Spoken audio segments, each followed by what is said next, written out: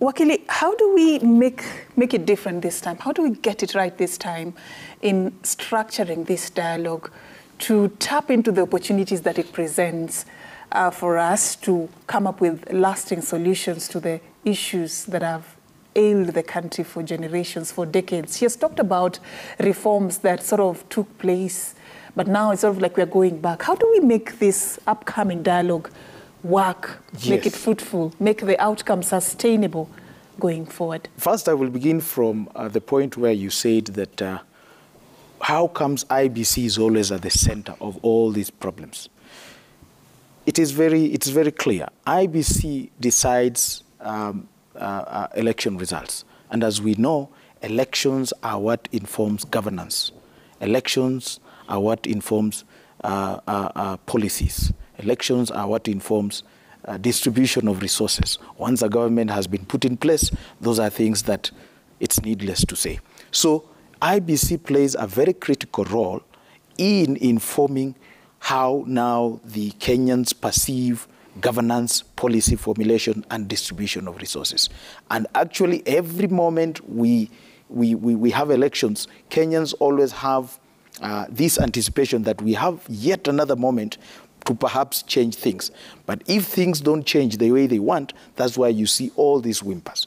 So how do we move forward and try to get it right?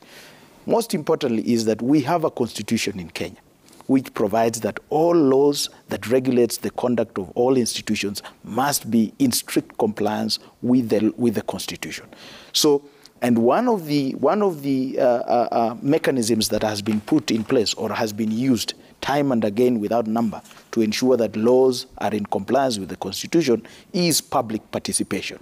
Public participation is a moment where Kenyans from all walks of life are given an opportunity, either directly or through their elected leaders, to give their contribution as to how they want laws to be framed. Mm-hmm. And that's why you see laws that have not infused public participations have always been declared null and void ab initio through court processes. So how do we get it right?